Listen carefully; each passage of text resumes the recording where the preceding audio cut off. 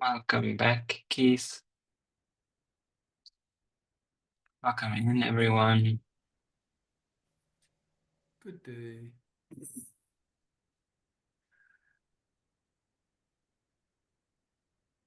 You are welcome to share already in the chat if you'd like. You're welcome to share your LinkedIn again, like we did yesterday. Always good to connect. And you're also welcome to share what would be a win for you today.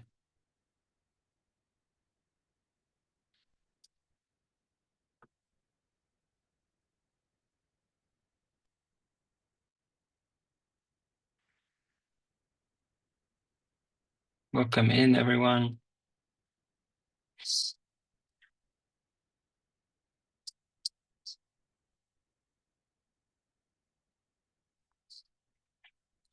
We're going to be getting started in a few minutes.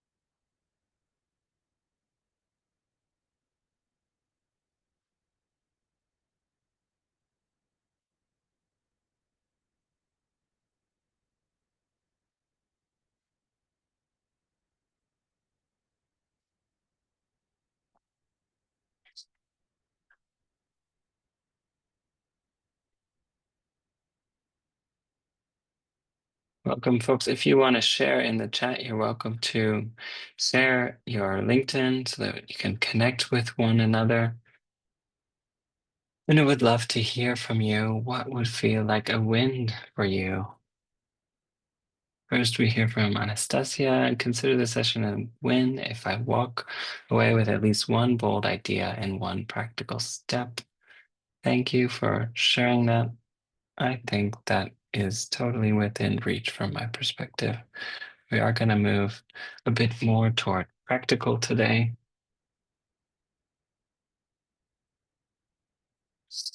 We're going to give just another minute or so to allow people to arrive.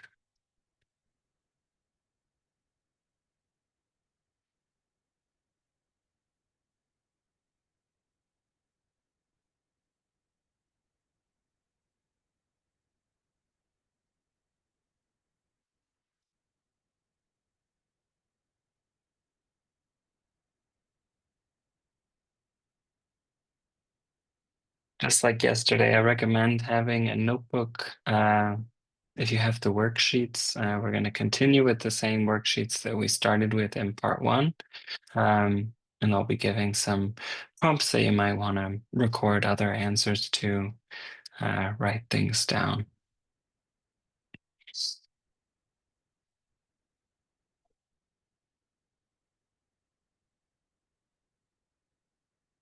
Welcome in, Udwara. Glad to have you with us. We're just settling in. If you want to share your LinkedIn so that others can connect with you, you're welcome to do that. And I would also love to hear from you what would be a win for you. Delicia says, I would consider this a win if I can feel at least a tiny bit less afraid of taking bigger steps toward my goal in life. Absolutely. Fear can be a powerful motivator, and I hope that for you as well.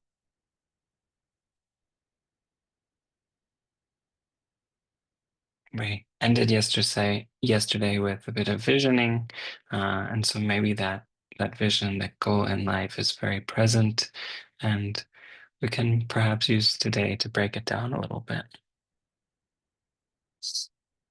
All right, let's get started. Welcome in to those of you who are just joining. We're gonna kick off part two of reinventing your localization career.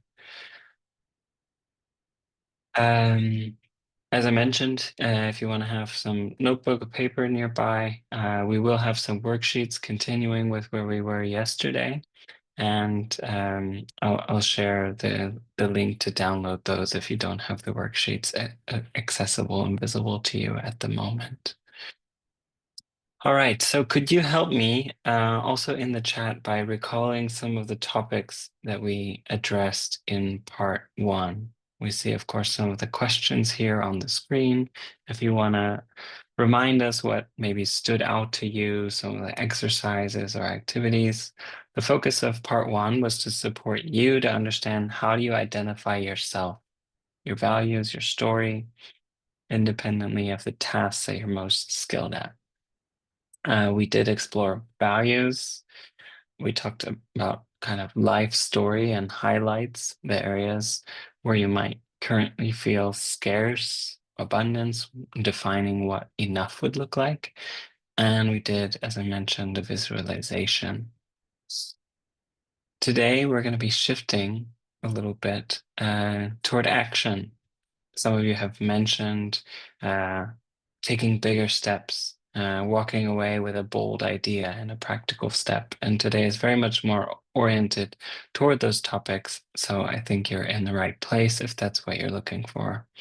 We're going to talk about what supports you to transition, what you can and can't control, and what challenges you might choose to commit to. If at any point you have questions, you're welcome to drop those in the chat, and I will do my best to answer as we go.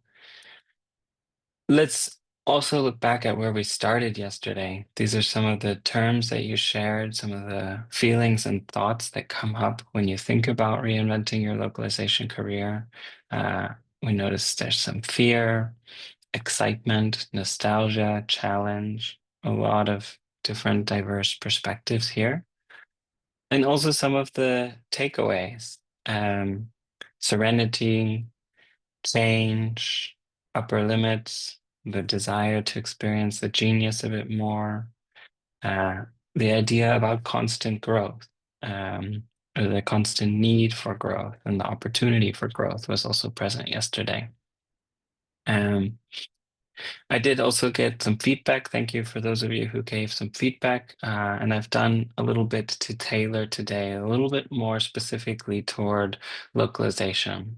This is, about personal and professional development, and I'm doing my best to cater it to you. But I would also say, like, localization is a very diverse field, industry, and probably all of you would tell your own journeys differently. And so, if at any point you don't feel like it's speaking to you, for those of you who are here live, you can use the chat and kind of speak up and share your own challenge or struggle so that we can cater it in your direction. And those of you who are watching the recording are welcome to reach out to me as well. So again, just to represent where we started yesterday, I want you to show up as you have done, whether you're here live or watching the recording.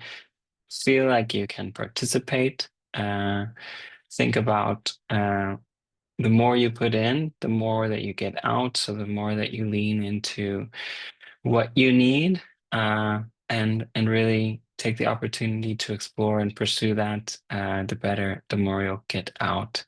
And have a participatory, fun mindset. Be open to learning, be open to growth, be open to seeing different perspectives. Um, that's what I would ask of you today. And let's dive into our agenda a little bit more. We're going to shift from how you understand yourself and narrate your story of your past and future into deciding what exactly does forward mean and what steps will move you forward. When you're aware of and managing stress or stressors, that gives you a strong foundation for initiating change, which is one thing we're going to talk about. It's also important for you to be aware of what is in your control and who can support you, which we're going to spend some time exploring. And we'll close by exploring some tools for setting goals and breaking those down, as some of you have asked, into manageable actions. All of these are going to be steps that can support you now and that you might also come back to renew your commitment to growth once you've made some progress. Um, so the slides are available to you. They're on the course page. Like I said, I'll reference some worksheets continuing the same document that we were working with in part one. And you can feel free to take notes in any way that suits you. So if you've been working in localization for probably any amount of time, and suddenly you feel unsure where you fit, that's a very real kind of stress. And maybe you're used to being the sort of invisible fixer, and now you're the one that needs clarity, but you're not used to asking for help or slowing down. And it's quite hard to reinvent when maybe inbox is still full or empty on the alternative, clients are still emailing or not, and the bills still exist, right? These are all sources of stress. In part one, I alluded to the risk of chronic stress, and that can develop if our mind and body never have the chance for the parasympathetic nervous system to activate. So stress can be really good. We need to be challenged, but chronic stress, when we can never rest or recover, can be debilitating. Most scientists agree that we need something around 8 hours of quality sleep, but our other needs for rejuvenation can vary from person to person. Uh, Many people in localization are trained to be precise, responsive, reliable, and we're often juggling multiple tools, time zones, turnaround times. And when your role or the industry is shifting under your feet, that reliability can become a source of stress itself. You might feel like you're doing all the right things, but still struggling to find clarity or traction. So let's take a quick pause and think back to a moment in the past few months, maybe, when you felt stress related to your localization work or career shift. Maybe it was a tight deadline, a dry spell in work, or a big change in work, uh, seeing a job post that you didn't feel qualified for, even though you are. What happened in your body? Did your shoulders tense up? Did you stop breathing deeply? Did you start doom scrolling, or did you shut down? You don't need to share anything, but just notice when you think back to that moment of stress, what happened in your body.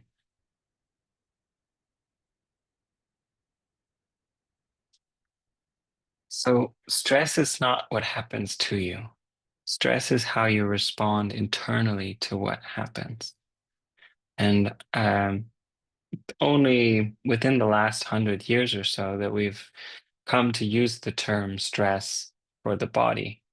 Hans Selye was the one who described what he called the general adaptation syndrome, the body's non-specific response to demand. And he borrowed the term stress from engineering, from bridges and the like. Uh, and he wanted to describe the internal strain in the body.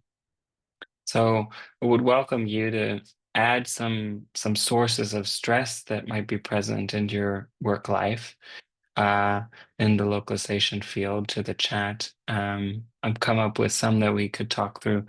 Tight deadlines. That's a stressor. Uh, Projects with very tight turnarounds, maybe even ambiguous requirements. Language and culture, working across languages and cultures, time zones can lead to communication challenges and also misunderstanding. That can be a stressor.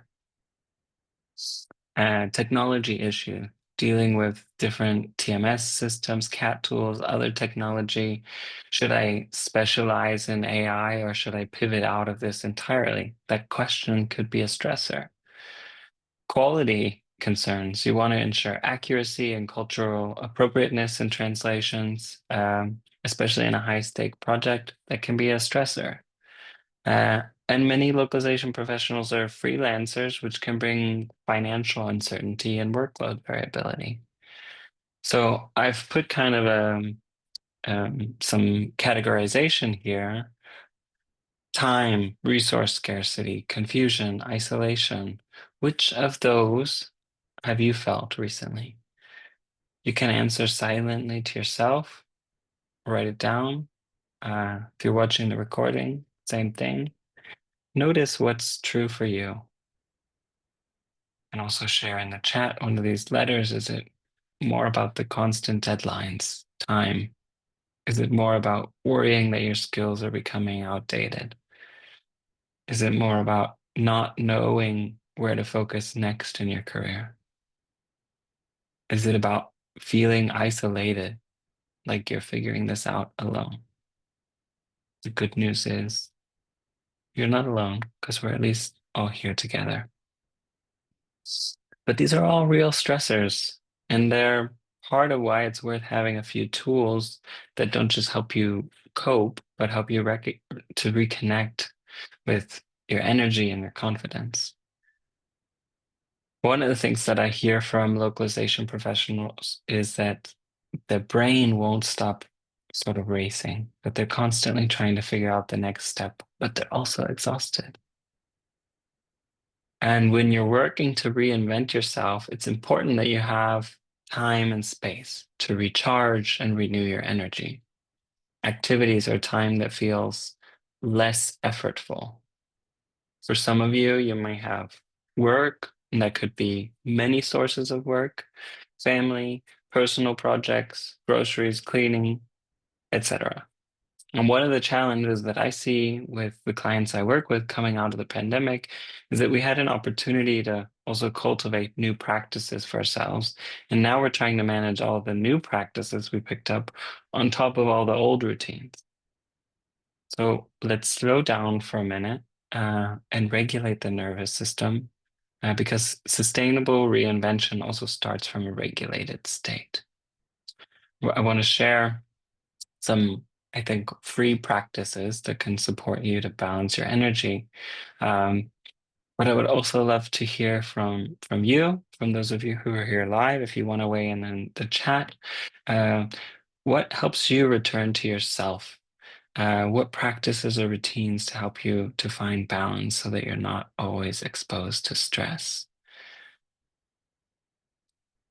Yeah, and we have someone just sharing in the chat about freelance localization itself is a full-time job. Uh, Sounds like there's some resonance here. What practices help you find balance so that you're not constantly exposed to stress?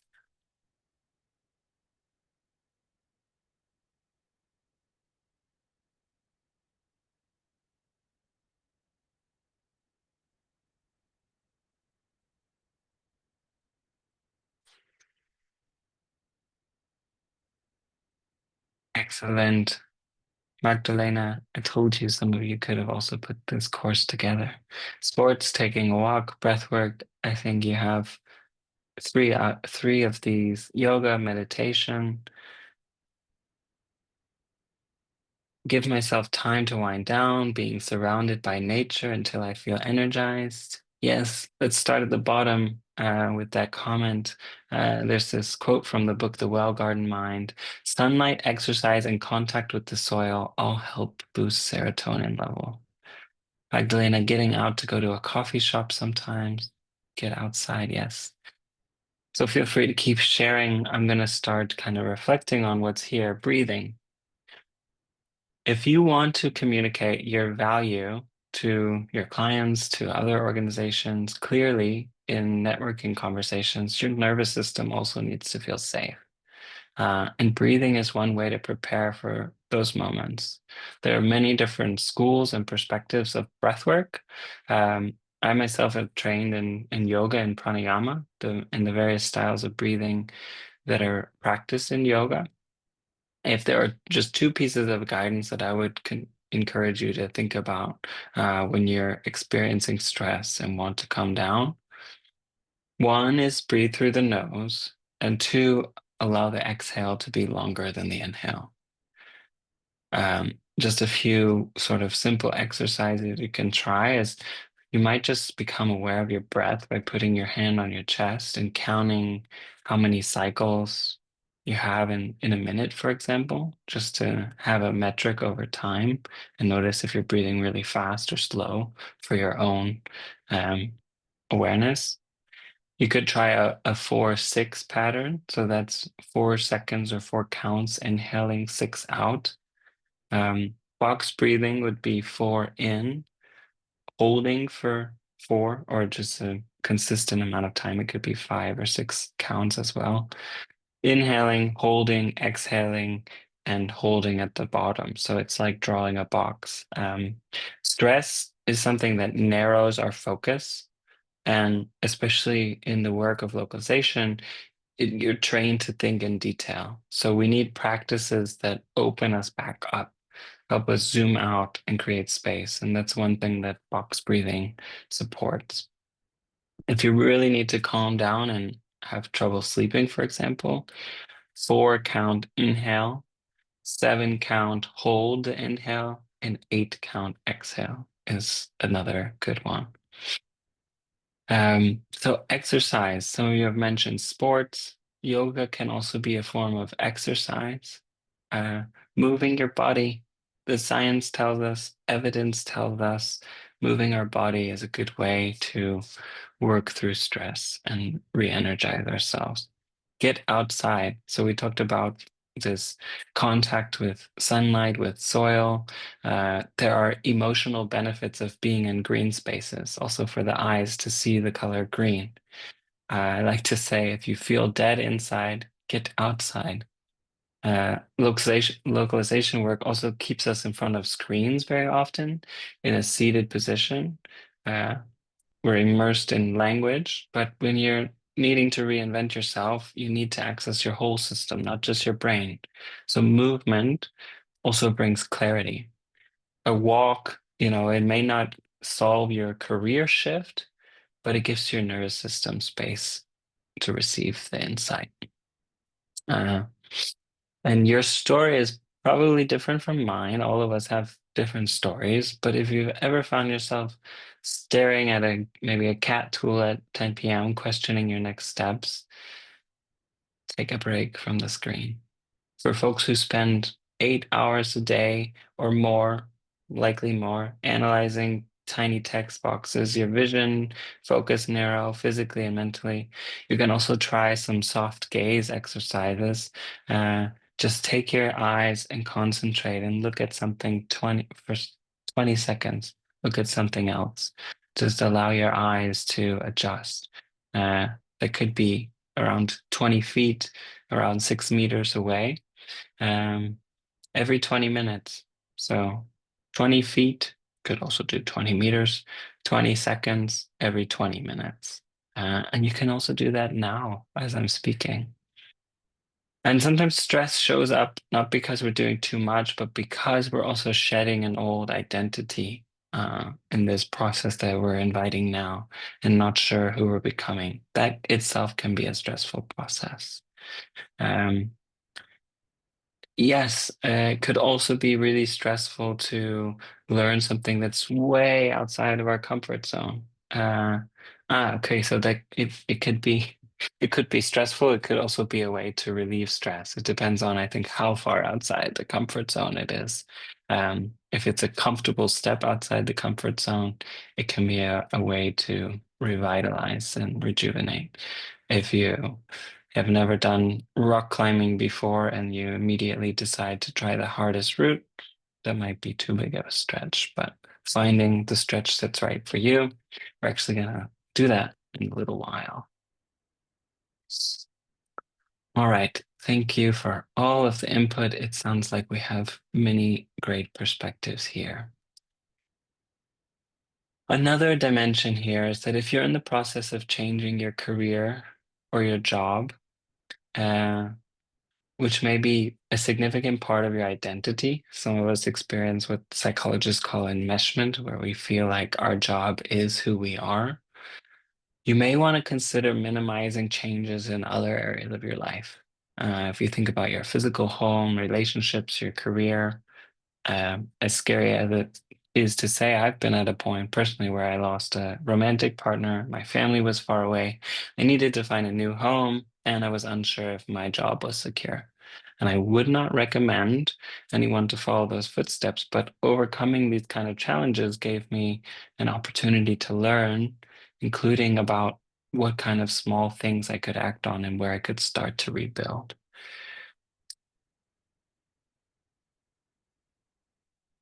I'm just reading a comment in the chat. I think today's session, I think, is gonna very much address your question, Sarah. She asked, apart from stress management, meditation, mindfulness, what else can we do to adapt to the future of localization, especially in the face of AI? I think some of this comes to what can we control and what can't we control, and we're gonna come to that. You liked the genius exercise from yesterday and the work on values. You're not sure what to focus on career-wise or how to pivot to mitigate the change. Um, I think we're going to come there. Let's touch base toward the end if you feel like that question is still lingering, and thank you for raising it. So coming back to the secure base, you could think about these areas. People are important, and relationships are indeed the most important factor to predict satisfaction in life. You can also think about other areas of life as sources of security. So, in a bit, we're going to talk about people, but the important thing here is that if your job or career has historically been a sense of security and you plan to change it, you're going to need to create other anchor points. So think about the factors that we explored. This is also the same categories I've listed here from the Wheel of Life exercise. Other than people, which areas of your life would you like to emphasize for consistency that supports you to be at your best when you're making changes in other areas? So if we would have the example, if you choose a consistent exercise routine, you don't necessarily need to push yourself outside of your comfort zone. You can use that routine as a foundation to start to structure other changes around. Or maybe it's cooking, or maybe you use your job, one job as an anchor point and create changes in another job or another facet of your job. This is really something that you have to find your recipe for where you can anchor yourself and feel secure while you're planning other changes. So now we're going to come to the topic of control. Um, it helps to create a sense of security as well. You may not always have control over what happens, but when you gain or regain maybe a sense of control, it supports you to initiate and follow through with changes. We're going to do another worksheet together in a few minutes, but I want to first introduce you to a model called the drama triangle. So, we just touched on the topic. We all know that the localization industry is constantly evolving. There's new technologies, AI. It's a big umbrella of technology. There's changing client demands. There's shifts in the global market. We're always adapting. And when we're faced with change, it's natural for different dynamics to emerge in the way we interact with one another. And one model that helps us understand these is the drama triangle. So this comes from the 1970s, a psychologist named Stephen Karpman, and he noticed his clients often taking these roles in situations of stress or conflict. And these can show up in any area of life, including our professional lives. And recognizing them can help us to navigate challenges uh, more, I would say, effectively. So we're going to explore the three roles on the triangle that we can take in difficult situation. And these aren't necessarily fixed. We can move between them at different times. It's a way to understand how a dynamic can unfold, especially when we're facing uncertainty or change, which is probably, based on the thoughts and um, feelings that you share that you're bringing to the idea of changing your career. We're facing some uncertainty and change. So I want to caution you, for one, this is not meant to be weaponized. We don't say you're being such a. It's also, and we also don't weaponize it against ourselves. It's also very human to play these roles. It's not wrong to recognize yourself here. And like many of the practices, it's also a tool of self-awareness. It doesn't mean that we need to switch immediately. This isn't about labeling individuals or ourselves as bad or wrong. It's about understanding the system and dynamic that can emerge in a situation. Uh, Sometimes these roles also reinforce each other and create a cycle. Um, what else before we dive in?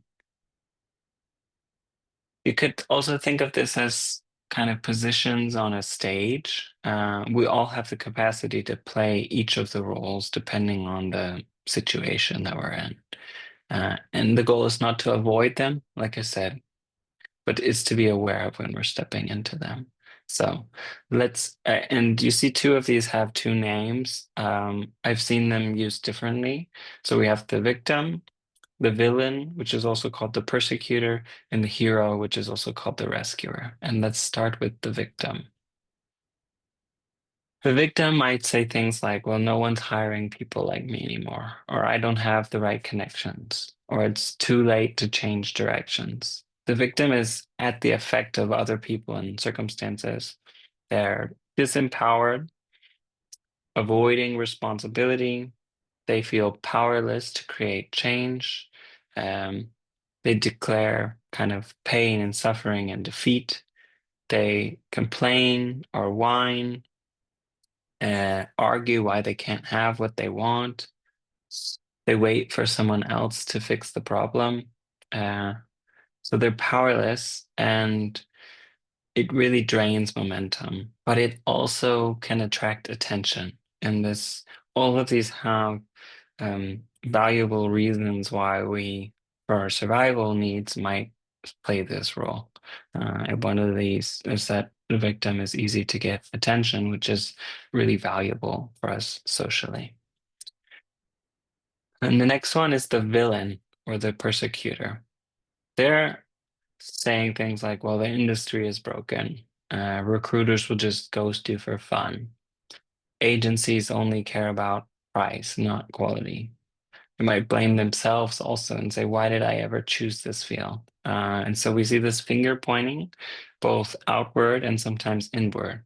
They're blaming themselves or others. They believe also that their opinion is correct. The way that they see the world is the truth, the right way. And they're only searching for evidence that supports their claims. They want to find fault, who is responsible, who caused the problem, and they're fixated on knowing and being right. And then there's lastly the hero, which is also called the rescuer. So we have this funnily patched window, broken window on a car. The hero is saying, I just need to fix anything and everything right now. Um, I'll take that project, even though it's underpaid, I'll prove myself again. They're seeking temporary relief, assuming ability to control or change the situation, uh, looking for temporary relief. That's a big indicator of being in the hero position. They're expecting a reward to feel better because of their deeds. So connected here to the concept of proving yourself. I'll do this, I'll be valiant, and then I'll be recognized. And they're applying a so-called solution to the problem in order to avoid feelings or discomfort. So that's another way that this is like a survival instinct. If we focus on the solution and the problem solving, we can avoid facing the discomfort. So we're going to, now that I've talked you through those, we're going to put it back together um, and talk about some scenarios where stress might activate playing in the roles. One could be imagine a situation where a new client suddenly changes their requirements at the last minute. That can create a lot of pressure, and different people might react in different ways. Um, some of you might show up as the hero, some might point the finger and blame the client, some might play woe is me and ask for attention and whine and suffer. Another example could be a time when there was a major change in a process or a technology. Notice, again, some will rise to the occasion to hero, some will point the finger and blame, some will think that they're the victim. And of course, like I was just asked, in the face of AI, the introduction of AI tools is another example of a significant change that can bring up these roles that we play. Some people would feel threatened, some might feel excited, and some might try to rescue others from having to adapt. So think about for a moment, if you're comfortable, you can also share in the chat. Reflect on your own. What role do you maybe notice yourself slipping into most often when you feel stress or self-doubt?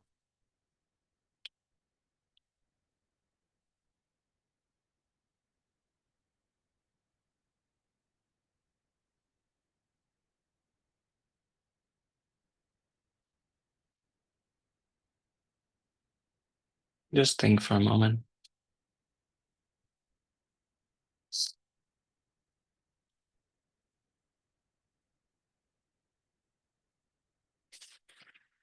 So the power of this, like I said, it starts with awareness. When we recognize the roles that we're playing, we can start to choose to step out of them and to adopt more productive ways of interacting. It really starts with noticing, and it can be non-judgmental noticing. As simple as, oh, that's my kind of victim voice again, or oh, this is what it looks like when I'm trying to hero my way through this job search without resting. So there's a question about if the victim and villain are quite similar. Let me go back to those just to create a little bit more of a distinction. Um, so the primary thing I think about the victim is feeling disempowered and avoiding taking responsibility, waiting for someone else to fix the problem. They're focused on their own suffering, and the villain is usually more pointed outward. Uh, it also can feel quite similar because it's very quick for us to transient uh, between some of these sometimes. Even within a single sentence, we could take both the role of victim and villain. And the villain is focused on blaming others and trying to figure out who caused the problem. So the victim is suffering, and the villain is trying to figure out who's to blame. And those can be happening simultaneously, but they're somewhat distinct in the role that that person is assuming in that moment. And like I mentioned, these roles are all actually trying to protect you, but they don't need to be the ones that are controlling and taking charge of your next steps. Um, So let's talk about how we can shift into what perspective can we take to think about our next steps. So instead of getting stuck in the drama triangle, we can shift toward a winner's triangle. And actually, that should be on the title here, where we take on roles like coach, challenger, and creator. So these are more about empowerment, problem solving, and taking responsibility. So the victim was in the bottom left, and it moves from for me to creator. What can I do with what I have? When you feel stuck, like no one is hiring or your skills are out of date, you're in the victim role. You don't have to solve everything, just create movement. And so you could ask questions like, well, what's a small experiment that I could run? What is in my control right now? The villain was at the top and moves from it's someone's fault to, okay, what's a truth that needs to be named or addressed? Um, there's some questions here like, well, what communities are working on alternatives or saying, okay, I need to set some boundaries. That's a way of being fair with myself. If you feel frustrated with the industry, hiring processes, even if you feel frustrated with yourself, that could be the villain role. And so to become a challenger, we're not focused on attacking, but just pointing out what's true and what needs to change. And lastly, the hero would shift from, oh, okay, I'll save the day, I'll fix it all, to a coach, which is questioning, how can I support myself or others without over functioning? There might be statements such as, or questions, what would support me right now? Or where could I ask for feedback or perspective? When you feel the urge to fix everything, maybe you want to take all the courses, you want to apply to 40 jobs, redo your portfolio, you might be in hero mode. And sometimes the best thing, the most powerful thing you can do is to stop over helping yourself. So, as I mentioned, we're going to come to the topic of what you can and can't control. There's this quote from Epictetus. I'm probably saying that wrong, but happiness and freedom begin with a clear understanding of one principle. Some things are within your control and some things are not. It's only after you've faced up to this fundamental rule and learned to distinguish between what you can and can't control that inner tranquility and outer effectiveness become possible. So just food for thought. What would change if you focused your energy on only what you can influence? And I was really excited to discover that if any of you are going to the Local World conference in Malmö next month, this is from the keynote speaker. He's a researcher on uncertainty and chaos theory. Um, and this is what he says. I don't think we control anything. I think that in this interconnected world, your control is really limited, but our influence is unlimited, right? I have this phrase I come back to over and over, which is that we control nothing and we influence everything. He borrowed that from Scott Page, who's a complex systems theorist. It doesn't mean that there's always this hidden hand that's sort of directing our lives that we have to uncover. It's instead saying that every moment is producing ripple effects that we may not understand or that we may never see, but they're meaningful.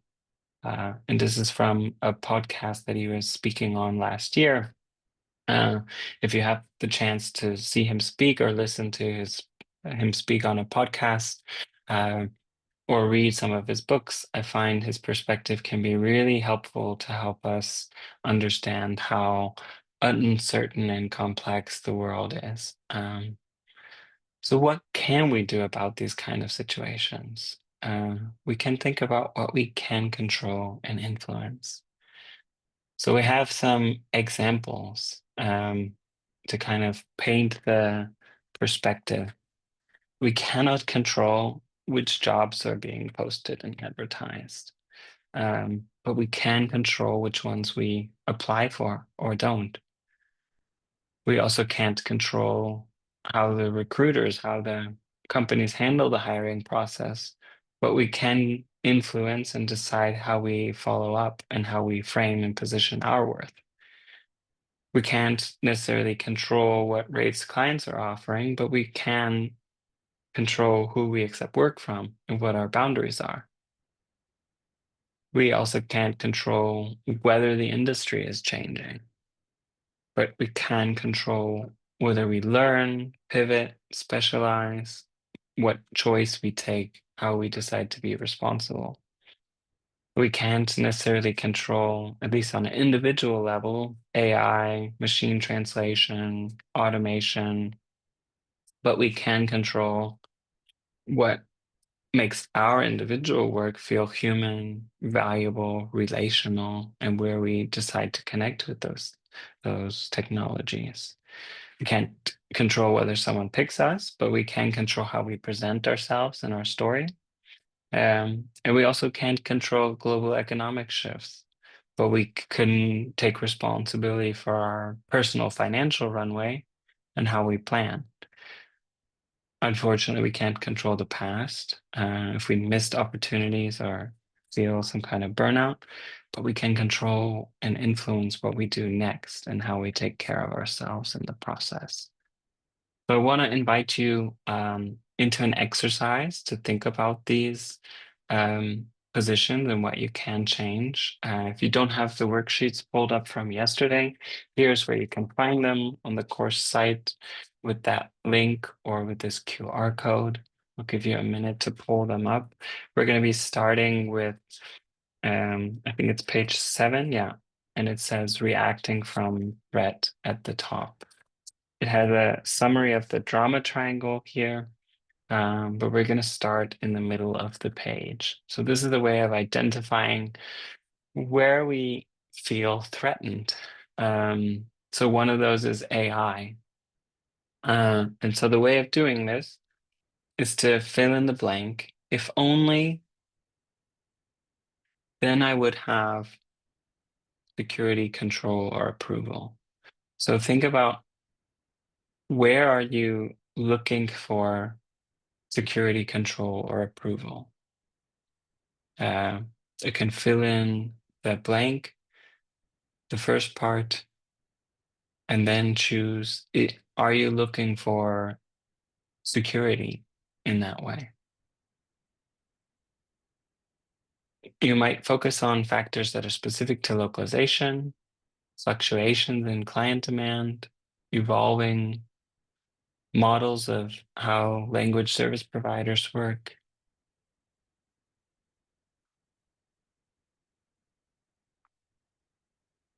Take a moment to think about your answer.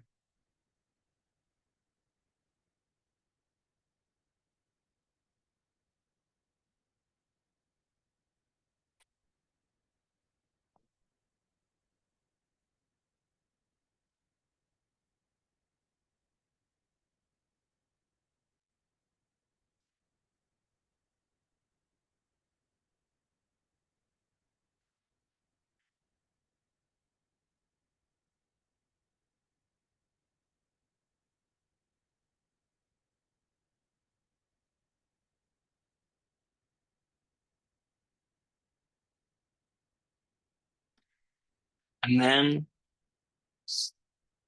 you're welcome to share as questions in the chat if you'd like. But I want to introduce the second part of this, which is how we shift from threat to trust.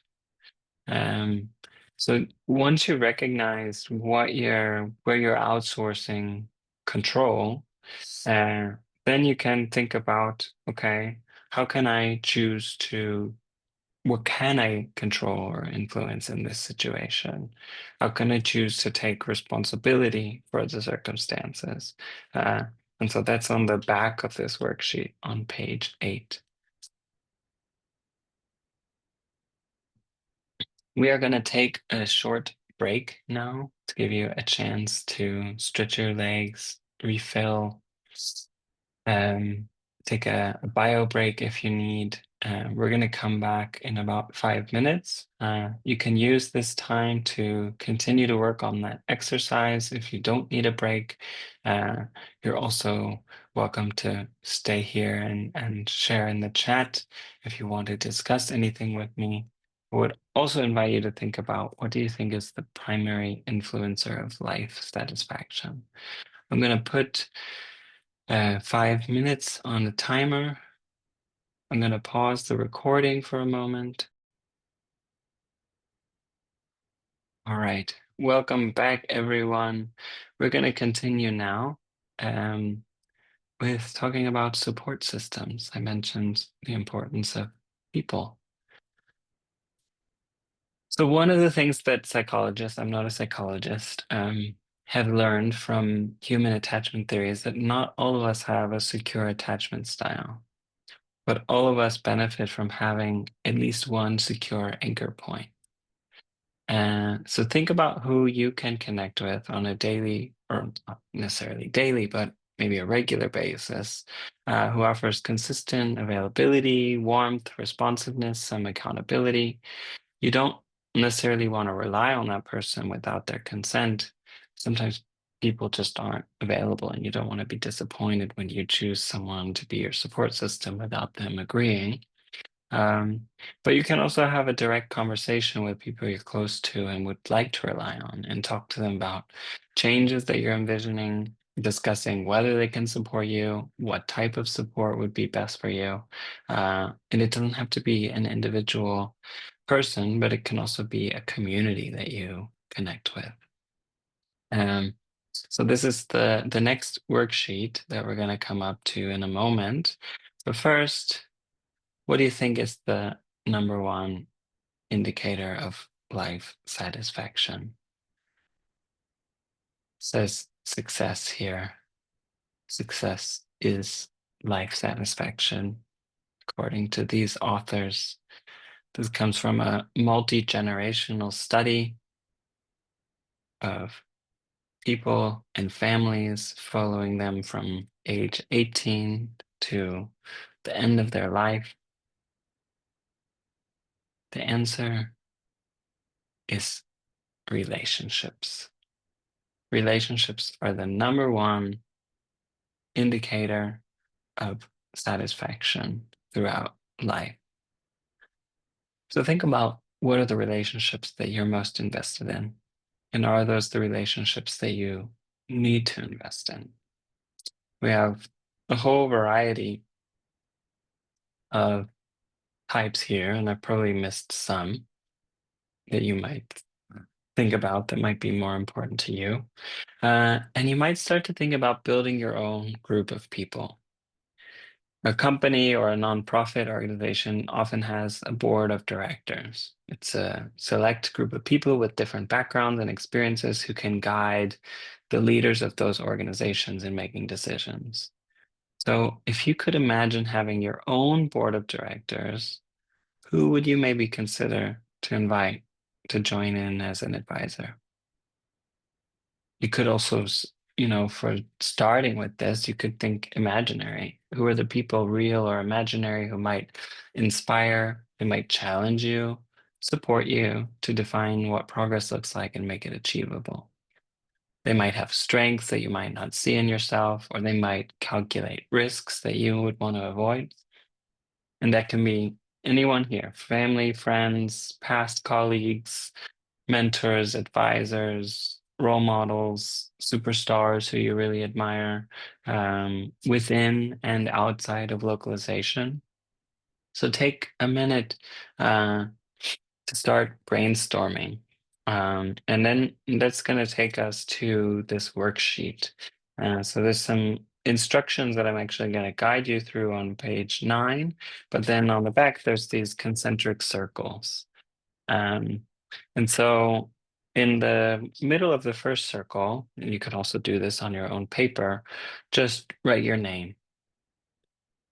And then close to your name, you can write names or can draw figures as well for your closest friends and colleagues, or whoever, from this list on the screen, whoever you consider to be super close to you.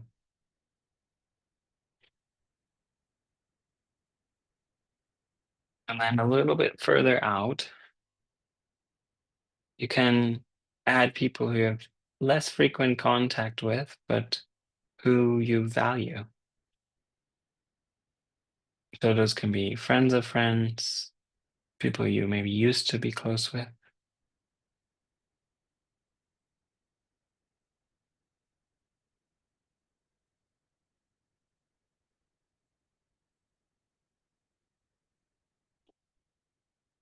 And then even further out, You might include acquaintances or people that you know you could contact if you wanted. Um, they could also be connections from social net. There could be people here. Um, networking events from people that you admire. Um, and then as you're doing that, um, add a circle around a name or maybe a star or just an indicator for the people that you've spoken to for work or career advice.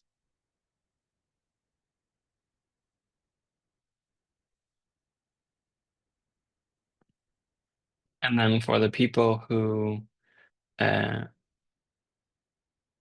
those same people who are you would consider mentors, now draw a line between you and those people. And you could also think about making the thickness of the line dependent on the frequency or the depth of the connection.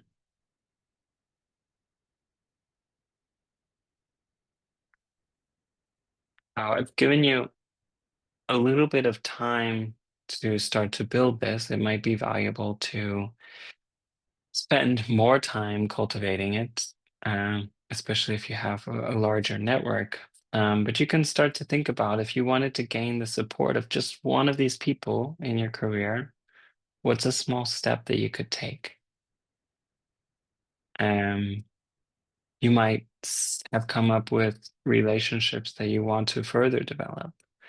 You might wonder, how can you bring someone closer to you? Is there a name that came up that you would like to invite to be more present in your life? Um, what could you reach out and ask for, not just for support, but for potentially asking others about their career and their life? And you might also think about, okay, starting to set a commitment. Who would you like to reach out to and by when? So that's a way of starting to visualize and see who is part of your support system that can support you in not just in your career, but in your life. Work is a big part of life. You're welcome to share any questions or reflections in the chat, and I'm going to start moving on to talk about other support systems that can be valuable. Again, we're talking about making potentially significant changes in your career. The support systems are can become kind of an anchor point and a point of security, support, connection. Also challenging, as I mentioned. We each have a different balance of challenge and support um, that works best for us. And so you define what your little recipe is. Um, these support systems also don't have to be an individual person. Um, can be a community. Um, it can also be tools. Tools can be support systems, AI, technology, project management systems. Those are also types of support.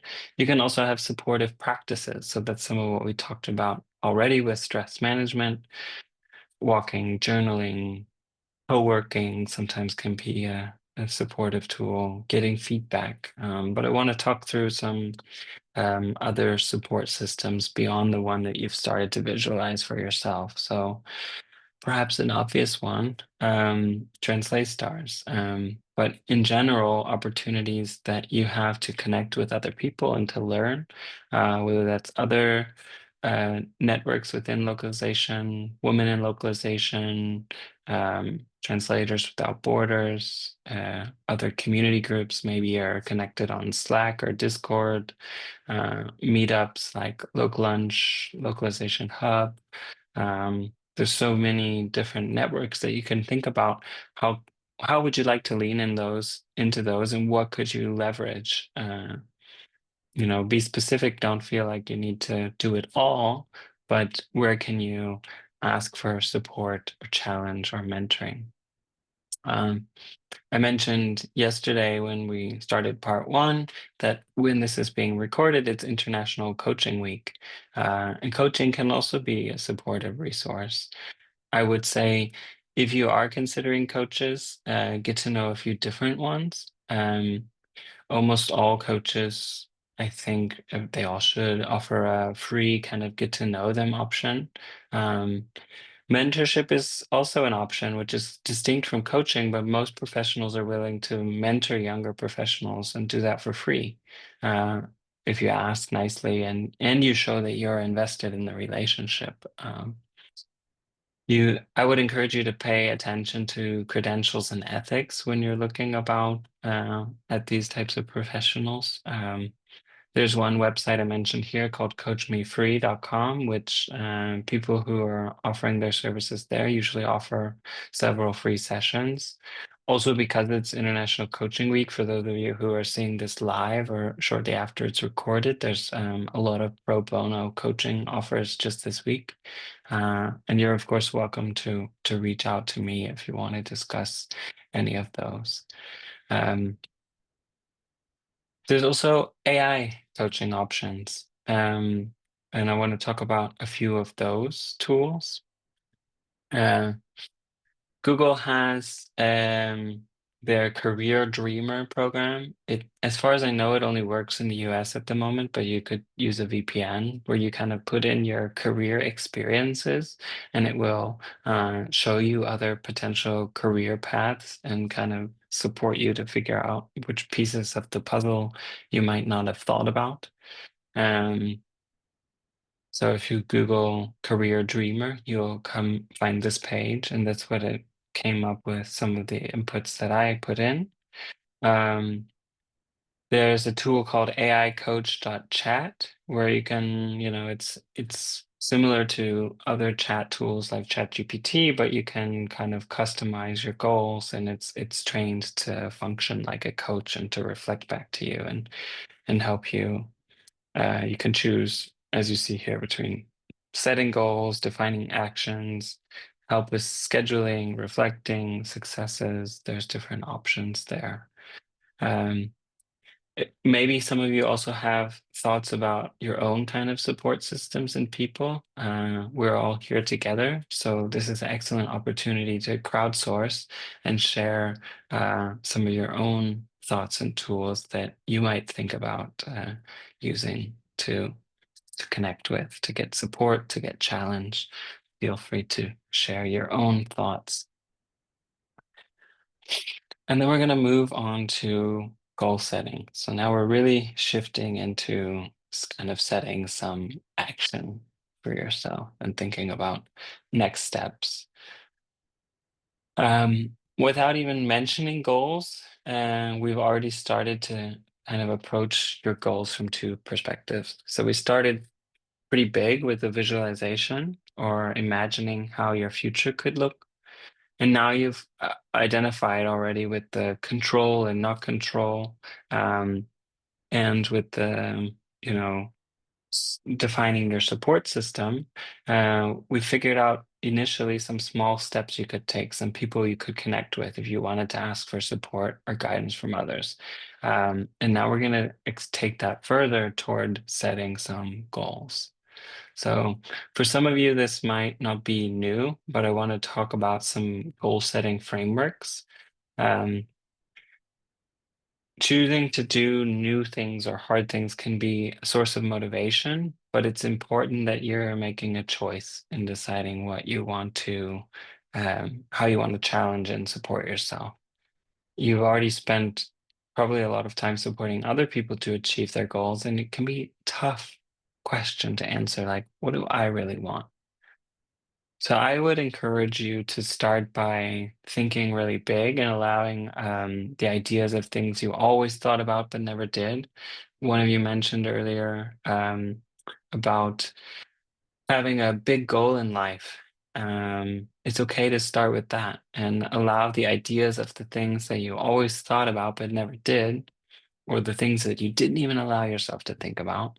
And from these imaginary visions, we could think about, okay, what could be the first version of that to work on in the next month or the next week. And like I said, I want to talk about some frameworks of how to get there. So one of those you may have heard of before is SMART, SMART. It's a framework for goal setting that says that outcomes should be specific, measurable, achievable, relevant, and time-based. Some people say you could swap out achievable for agile, meaning it's flexible and it's oriented somewhere, but it's open to flexibility if there's big shifts, for example, in the project or the market. Um, and it might also not be time-based, but it might be more time aware. So I've given an example here that kind of breaks that down. Um, if we would have a goal like I will complete an online course on Trados Studio by the end of next month, that could be more specific by naming which course. Uh, Here we have the goal is to reach out. We might even make that more specific and saying send a email, make a phone call, defining how we're reaching out. It needs to be measurable. So applying for, oftentimes that's numeric. Maybe I apply for 3 freelance jobs in the medical field each week for the next 4 weeks. So that one we have the number 3 jobs, 4 weeks.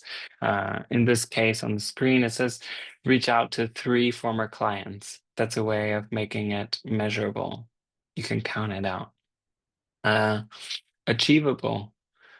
Again, think about what you can control. You can't always control the outcome, but you can ask for the testimonial.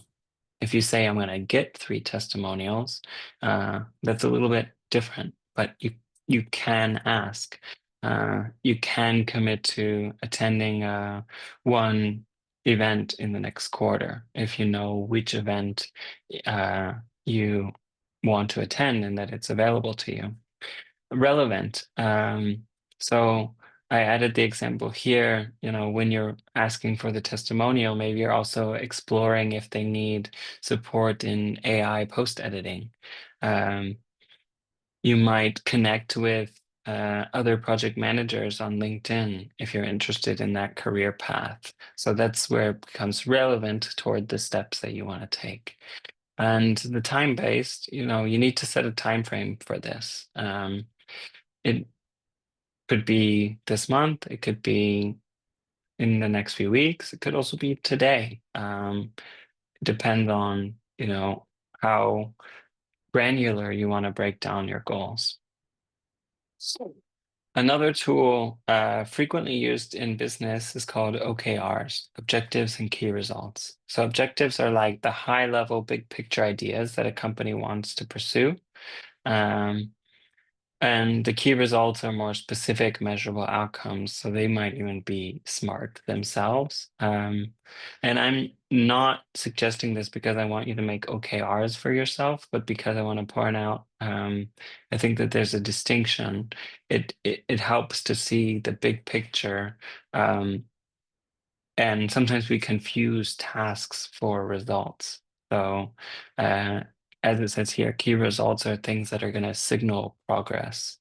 Uh, and you have to define what progress looks like, but don't get mixed up between just menial to-dos to keep yourself busy and what actual progress would look like. So tasks might be rewriting your CV or resume or applying to jobs, and a key result might be more focused on securing the conversation with professionals that you want to connect with. So it's really minutia there, but something to think about for yourself. What would be a key result? What would be measurable progress to you toward a bolder, bigger picture direction that you want to move? When I am working with clients and helping them set goals, I like to specify 2 criteria. Is it exciting in a way, does it kind of spark joy? Is it inspiring? Does it move you? Does it feel touching to you?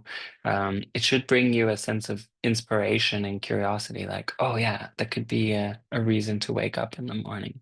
If it's not, then you might want to revisit that and say, okay, I might be setting goals that are not actually going to motivate me. Um, and if you remember the other exercise that we were talking about yesterday, um, you we need to stretch outside of our comfort zone. And I would encourage it to be about 20%. That's a kind of an arbitrary number, but you have to kind of sense um, how much is appropriate of a stretch for you. Again, where you're going to feel motivated and not overwhelmed to pursue that shift. Um, you want to make sure that the goals align with what truly matters to you and what brings you energy and fulfillment. So if you identified in part one that cultural sensitivity is a core value, your goals might involve working on projects that promote cross-cultural understanding.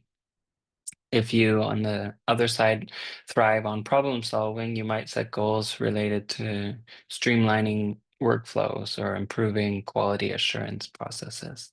Uh, and I've added some other open-ended questions that you can think about that really help you refine, like, am I focused on what's truly going to motivate me and move me forward? Why is it important to you? What's going to be the difference if it was achieved? Who can help you? Do you know when and how you're going to check in the progress? And also, what could possibly be barriers? What could get in the way? And would you be prepared to respond to those? The last piece that I want to mention for kind of goal setting frameworks and tools is these 2 points: experimentation. You can look for opportunities to do kind of low risk testing and warm yourself up for the opportunities that you really want. So if you want to go into a new niche, start with a sample. Uh, If you want to um, set up a new workflow, then also you could start with some sample content rather than one big project. Uh, if you want to shift, the nature of your work and pick up a new client, maybe you're focused on rewriting your bio so that it's tailored toward that audience. Um, you might, if you're, focused on generating new business for yourself, you might set aside time every month to ask for referrals. And these are all like small, like tweak experimentation things. You could start posting particular insights or experience just once a week on LinkedIn. Um, you could connect with another group of people, perhaps people that came up in your support system exploration, and create a small accountability group. Just, it's not even another meeting. Maybe you would just agree to send each other a message on a periodic basis and check in. Um, and when you're setting these kind of goals, I spoke about it with the question, why is this goal important to you now? Ask that question again and again. Why am I doing this? And why am I doing that? This method comes from Toyota. Actually, they use it for root cause analysis, but it can be worthwhile to figure out what it is that you're ultimately really aspiring for when you ask why and why and why. You might feel like you have a toddler hanging on your shoulder, but um, sometimes you surprise yourself with what's really underneath those layers. So, a short little recap on what we've talked about with setting goals. And let's bring this now back to the world of localization. Um, think about the unique challenges and opportunities you're facing. Um, Maybe you're currently a translator specializing in technical documents, but you're feeling drawn toward video games. Perhaps you're more of a project manager who wants to move into a leadership role. to oversee a bigger team or a new market. These are all areas of potential career reinvention within localization, and they require specific goals. Um, I think also one of the best ways to reinvent your career is to invest in skill development. And those could be softer skills like leadership and working with people. It could also mean learning a new tool, becoming more proficient in a domain, mastering machine translation, post editing, developing skills in multimedia localization or maybe accessibility. Um, so when you're setting those kind of goals, consider what you need to acquire or enhance to move in the direction you want. And again, I know that's a hard question of answering what do I really want, and that might be a step outside of your comfort zone. Um, if you wanted to, for example, specialize in audiovisual translation, your goals might include a course on subtitling or dubbing, practicing with relevant software, building a portfolio of audiovisual projects. It goes without saying, I think, that we can't ignore the impact of technology and AI on localization. It can be a source of anxiety, but it also presents opportunities. And I know that can be a big step to think about shifting that and seeing it as an opportunity. Your goals might involve embracing new technologies, learning how to work effectively with machine translation, uh, exploring new roles that don't even exist right now, like we talked about yesterday. How you might have seen yourself in 10 years might be a job that doesn't exist yet. Um, AI prompt engineering for most of us was not a topic 1 or 2 years ago. Um, and so setting goals around technology can help you stay ahead of the curve and also position yourself for future success. And I think networking is another area of goals that's crucial in localization. So your goals might include attending conferences or joining professional organizations, participating in online discussions or forums, connecting with other people, um, building those relationships and expanding your network can be a way to open new opportunities and also to provide support through this process of reinvention. Okay. Before we really close, I want to have time to prepare for any question and answer type discussions. For those of you who are here live, if you have any questions that you think would be valuable to discuss with me or with the whole group, then please take a moment to add those in the chat. If there's something you were really hoping we would get to and we haven't, um, we do have one more exercise still, but I just want to give you that chance to share. So many localization professionals also feel trapped by the paths they've already taken. Maybe it's a specialization, maybe it's a type of client, a role, and oftentimes it's not unique to localization that we forget how vast the possibilities are. So I love this visual from the artist Tim Urban when he says, we think a lot about the black lines on the left, the roads not taken, the opportunities missed, the ones that got away. But most of us greatly underestimate the size of the lush green tree of possibilities that lie ahead of us. We underestimate future possibilities for the same reason that we overestimate the time we have left with those we love. Our intuition is not very imaginative.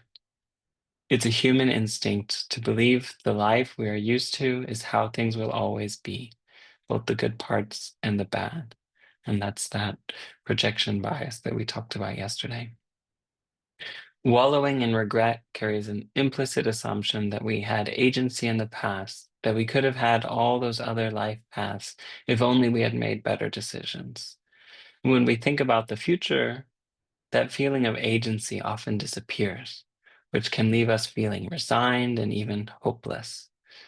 But the life we will be living 10 years from now will largely be determined not by our past selves, but by our present and future selves. And he wrote that in February 2022 in a New York Times column uh, about the depressing pandemic math. Um, you can think about that. The future of your career is not set at all. It's incredibly open. The version of you in 10 years will be shaped by what you start exploring maybe today, not by what you didn't do before today. Uh, so you might also reflect on what's a path that you've maybe quietly written off as something that's not for you, but something that still piques your curiosity. Um, and you might write that down, give it a name that could become one of your green branches in the tree here on the right. Um, and we're going to start to explore that. We're going to close by returning to the theme of comfort zones. And this is the last worksheet that we have. I strongly believe that stepping outside of your comfort zone a little bit, that stretch that feels like the right amount of comfortable challenge for you, it's a necessary and a transformative decision that can move you forward. And it's up to you. And there is no formula or answer. I cannot tell you to decide where forward is. But I do want to invite you to do this exercise together. So we've talked already about comfort zones.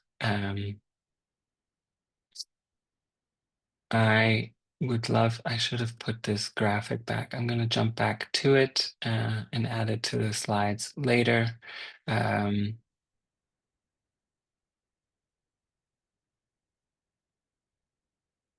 is it here?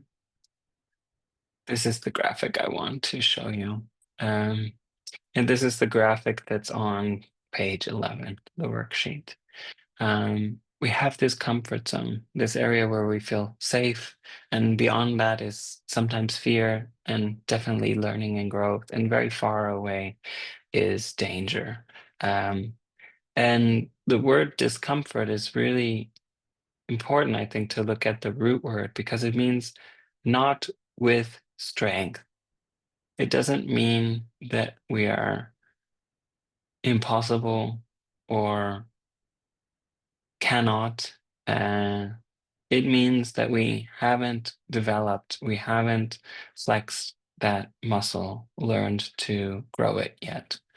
Um, and the comfort zone are the areas of phases of life where we feel safe and secure and warm and certain. But it's also where we don't grow. And when you're considering transitions and changes, you need to think about growth opportunities. So this exercise is to think about where are you currently staying inside of your comfort zone.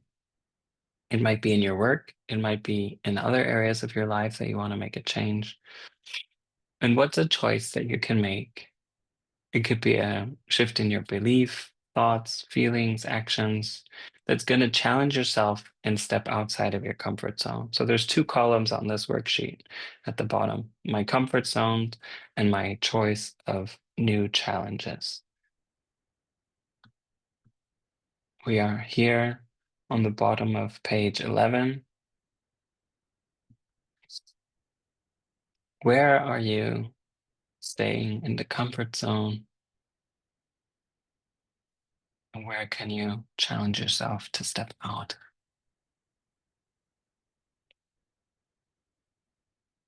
So, for example, if I've been working with the same client for 10 years, 5 years, that may have been very comfortable.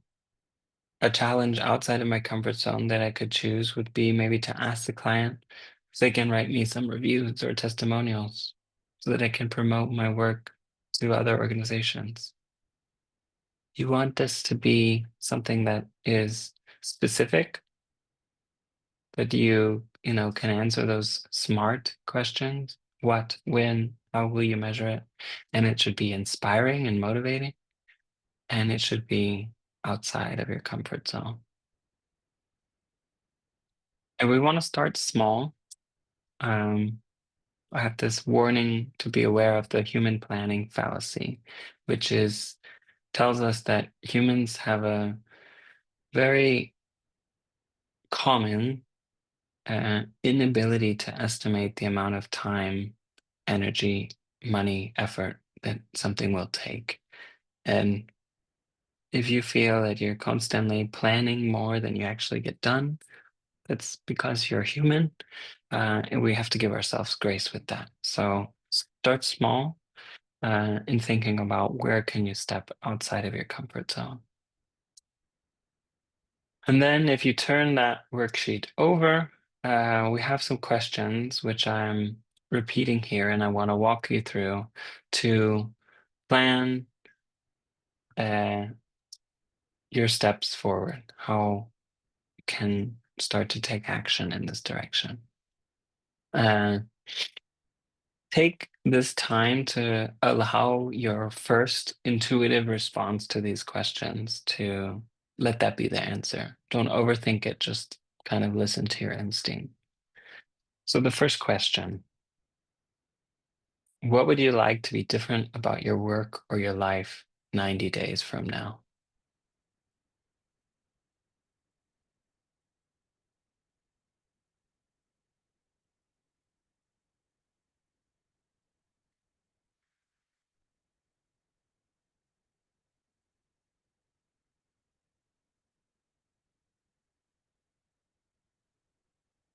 And then answer, fill in the blank. This is important to me because,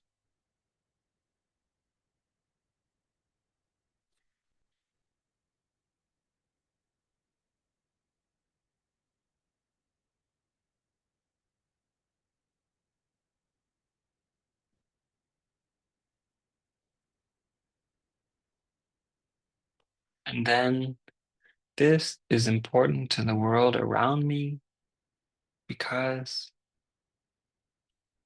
let the first answer be the answer.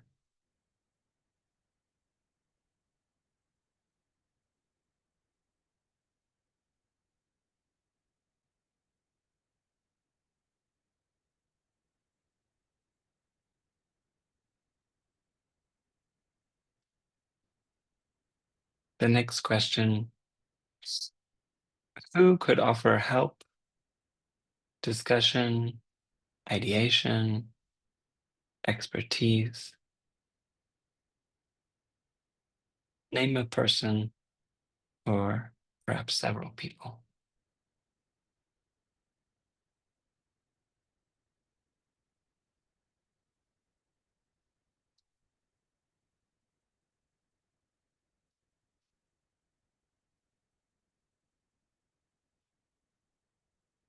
And then to get this done, I'll need to do the following thing. In the next 90 days, I will,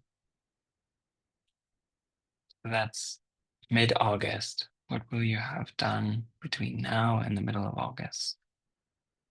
Name at least one, maybe two things.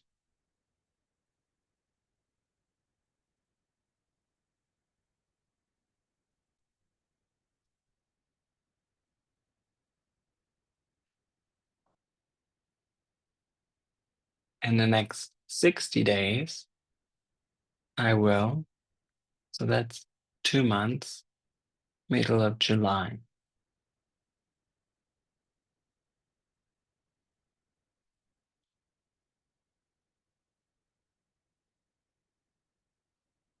One or two steps that you can take in the next 2 months. And then in the next 30 days or in the next month, between now and the middle of June, what do you need to do?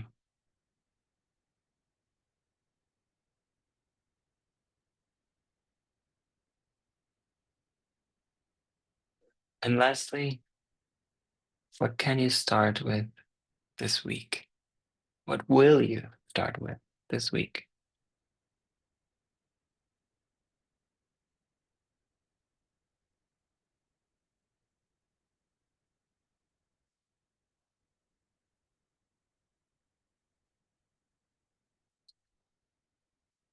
All right. Now you have a plan, a bit of a plan. And of course, if you spend more time on this, don't over plan, but you can spend a little bit more time and it might become even more concrete. That is our last exercise together. And many of you were hoping to have some steps. And so I hope that that supports you in feeling that you have some next steps toward your goal. Um, the last thing that I would like to do is have a chance to hear your takeaways and sharing. So just like part one, we have this page that you can scan or go to menti.com. I think some of the codes in part one were not correct, but many of you were able to access that page. If you want to scan this, we will open the results.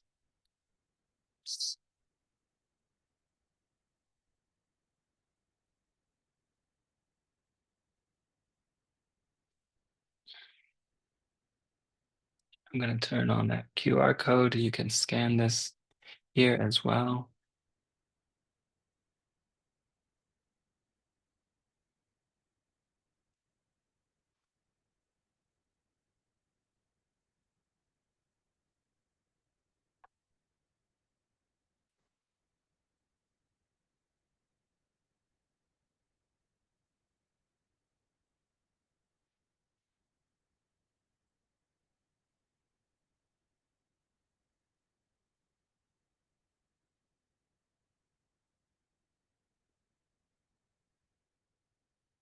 I think it's important to acknowledge that we'll probably have different takeaways because not everyone is starting or finishing in the same place.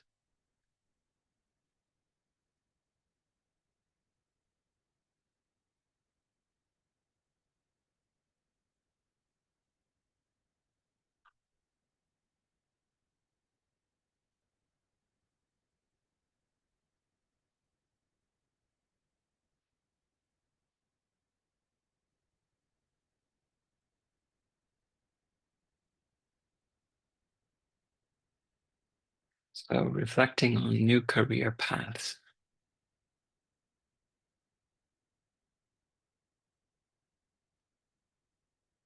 makes me think of the black and the green paths, seeing what the future could look like.